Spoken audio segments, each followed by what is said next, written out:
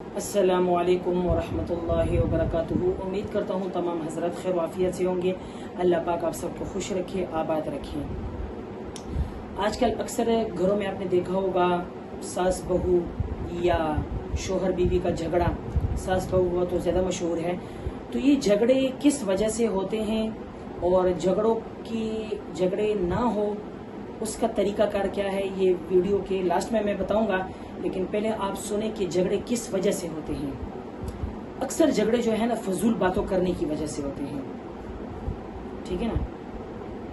देखिए एक शेर है अरबी का, उसका तर्जुमा मैं आपके सामने जिक्र करूंगा। मफहूम शेर का मफहूम है कि क्या आपने नहीं देखा कि जब भी उसके घर की ज़ियारत के लिए जाता हूँ तो घर के अंदर से बहुत अच्छी खुशबू आती है, चाहे इसने खुशबू लगाई भी ना हो।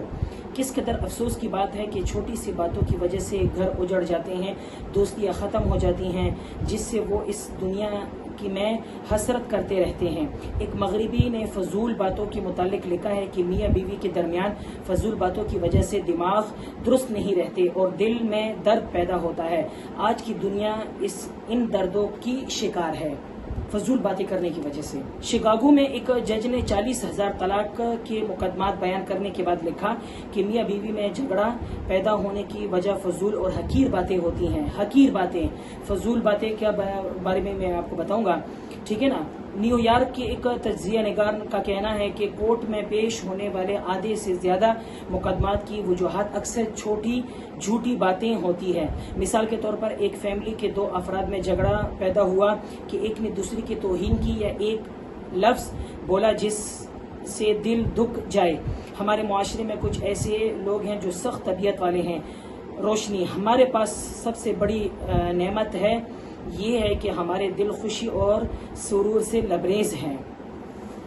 समझ में आ गई ना। एक होता है अपने मियाँ अपनी बीवी से बातें करना और होता है फजूल बातें नहीं।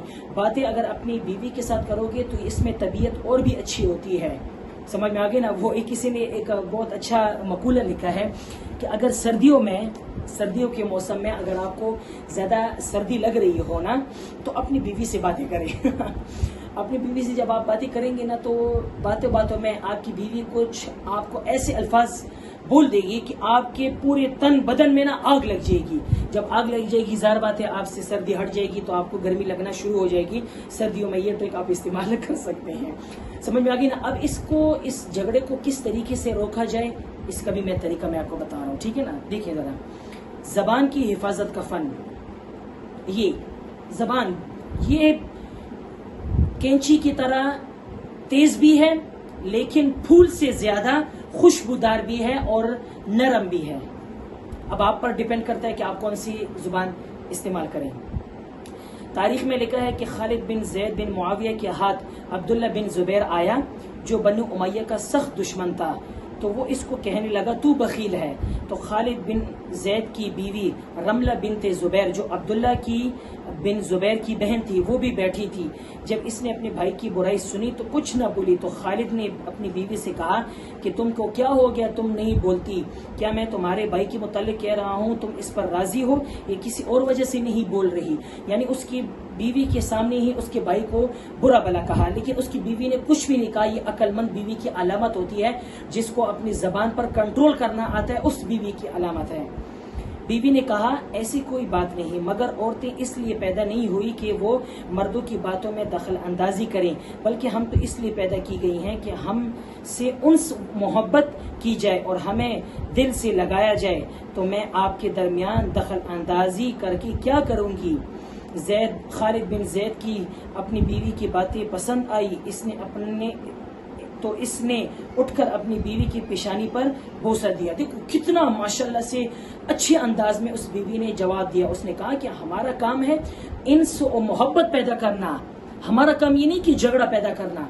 कहते जैसे ही उसने अपनी बीवी के मुंह से अपने भाई के लिए ऐसे अल्फाज सुने, उठा अपनी बीवी को पेशानी पर बोसा दिया और प्यार किया। हज़रत सल्लल्लाहु अलैहि वसल्लम ने सख्ती से मना फरमाया कि कोई खावंद या बीवी अपने रात के राज को फाश करें। आजकल बेगैरत किस्म के लोगों को आपने देखा होगा کہ جو لوگ اس طرح کی باتیں کر رہے ہیں رات کو، یعنی پہلی رات ہوتی ہے جو میاں بیوی کے درمیان ہوتی ہے، پھر جا کر جب لڑکا جاتا ہے اپنے دوستوں میں، پھر اس کے دوست کہتے ہیں کہ بتاؤ آج رات کو کیا ہوا، آپ نے اپنی بیوی سے کیا کہا، پھر وہ جو لڑکی ہوتی ہے وہ اپنے دوستوں میں جا کر اس کی سہیلیاں اس کو کہتی ہیں کہ بھئی آپ کی خاوند نے آپ سے پہلی رات میں کیا کہا. تو اس طرح کی باتیں کبھی بھی نہیں بتانی چاہیے، یہ میاں بیوی کے درمیان راز یہی ہوتا ہے. امام احمد بن حنبل رحمہ اللہ اسماء بنت زید رضی اللہ تعالی عنہما سے روایت کرتے ہیں کہ حضرت اسماء حضور صلی اللہ علیہ وسلم کے پاس بیٹھی تھی اور مجلس میں دیگر خواتین و حضرات بھی موجود تھے. تو حضور صلی اللہ علیہ وسلم نے فرمایا کیا ایسا بھی ہو سکتا ہے کہ کوئی خاوند اپنی بیوی کے ساتھ رات کا راز کسی کو بتائے، اور کیا ایسا بھی ہو سکتا ہے کہ کوئی بیوی اپنے خاوند کے ساتھ رات کا راز کسی کو بتائے. حضرت اسماء رضی اللہ تعالی عنہا فرماتی ہیں کہ جی یا رسول اللہ صلی اللہ علیہ وسلم، اللہ کی قسم ایسا بھی ہوتا ہے کہ بعض خواتین و حضرات اپنے رات کے راز کو دوسروں کو بتاتے ہیں. یہ سن کر حضور صلی اللہ علیہ وسلم نے فرمایا ہرگز ایسا نہ کیا کرو کہ یہ ایسا ہے جیسے شیطان ایک شیطان کو راستے میں ملے اور اس کے ساتھ برائی کرے اور لوگ ان کو دیکھ رہے ہو. دیکھو کتنی ہی بڑی بات کر دی ہے کہ کوئی مرد اگر اپنے دوستوں کو، کوئی لڑکی اپنے جا کر سہیلیوں کو بات بتائے تو ایسے ہی ہے کہ دونوں کے راستے میں دو شیطان آپس میں ملے اور وہ شیطان آپس میں دونوں غلط کام بھی کریں اور لوگ ان کو اور لوگ دیکھ بھی رہے ہوں. تو اس طرح کبھی ہوتا بھی نہیں ہے، لیکن ایسے کبھی کسی جگہ پہ ملک پاکستان میں تو ایسا ہوتا نہیں ہے، لیکن اگر کسی نے جا کر ایسی باتیں بتائیں تو ایسا ہی ہے کہ جیسے دونوں میاں بیوی نے آپس میں ان مردوں کے سامنے یہی کام کیا ہو. اللہ بچائے ہر ایک مسلمان کو. قرآن کی آیت ہے فالصالحات قانتات حافظات للغیب بما حفظ اللہ. اس آیت کی تفسیر میں مفسرین کرام نے فرمایا کہ حافظات سے مراد وہ عورتیں ہیں جو اپنے خاوند کے ساتھ رات کا راز فاش نہیں کرتی. دھیان کرنا کہ آپ ایسا نہ کیجیے گا. سمجھ میں آگے نا؟ روشنی، آپ پریشانیوں کی گنتی نہ کیجیے بلکہ اللہ تعالیٰ کی دی ہوئی نعمتوں کی گنتی کیجیے. چمک، زندگی بہت چھوٹی ہے، لہٰذا آپ پریشان ہو کر اپنی زندگی کو مزید چھوٹا نہ کریں. جتنی آپ پریشانی میں رہیں گے، سمجھ میں آگے نا؟ ایک راز کی بات بتاؤں، اگر آپ کی زندگی کو اگر اینڈ تک پہنچانا یہ کہ آپ آگے کا سوچیں کہ آگے کیا ہوگا. بس آپ سوچتے رہیں گے زندگی آپ کی ختم ہو جائے گی. زندگی میں اگر ٹینشن آئی بھی ہے تو ٹینشن لانے والی ذات کون ہے؟ اللہ. اس کی ٹینشن کو ختم کرنے کے لیے بھی آپ تگو دو کرو، اپنی محنت کرو. سمجھ میں آ گئی نا؟ محنت کرنے کے بعد انشاءاللہ اللہ تعالیٰ آپ کو صلہ دیں گے. لیکن یہ بھی نہیں ہے کہ آپ کو ٹینشن ملی ہو اور آپ گھر بیٹھے ہوئے ہیں بھائی ٹینشن ہے، بھائی اللہ تعالیٰ نے دی ہے تو اللہ تعالیٰ ختم کریں گے. اللہ تعالیٰ ایسے ختم نہیں کریں گے. اس کے لیے آپ کو تگ و دو کرنی چاہیے. سمجھ میں آ گئی نا؟ تو زبان کا کنٹرول خصوصاً گزارش یہ ہے کہ آج کل جو ہماری نئی جنریشن جو ہے لڑکیوں میں آج کل اس زبان کا کنٹرول بالکل نہیں ہے. اس زبان کے نہ کنٹرول کرنے کی وجہ سے طلاقیں ہو رہی ہیں. پھر عورتیں کہتی ہیں کہ ہمیں کیوں طلاق دی گئی.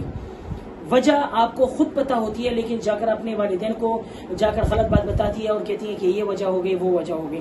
اپنی زبان کو کنٹرول کر کے آپ رکھیں گے انشاءاللہ آپ اپنی زندگی میں دیکھنا آپ کا شوہر آپ کی انگلیوں پر ناچے گا. آپ کہو گے کہ یہ سائڈ چلے جاؤ، اس سائڈ چلے جائے گا، اس سائڈ کرے گا، اس سائڈ چلے گا. صرف اور صرف عورتوں سے گزارش ہے کہ کنٹرول کس چیز پہ کرو؟ زبان پہ کنٹرول اگر آپ کو آ گیا ساری دنیا آپ کی مٹھی میں ہے. اور اگر آپ کو زبان کنٹرول کرنا نہیں آیا، اگرچہ آپ کے پاس بہت سارا پیسہ ہی کیوں نہ ہو لیکن آپ غریب کے غریب ہی رہیں گی. آپ کے پاس کچھ بھی نہیں ہے صرف اور صرف کاغذ کے نوٹوں کے علاوہ. سمجھ میں آ گئی نا؟ خوشیاں پیسوں سے نہیں خریدی جا سکتی، خوشیاں اپنے کردار کی وجہ سے خریدی جا سکتی ہیں، اپنی زبان کی کنٹرول کرنے کی وجہ سے.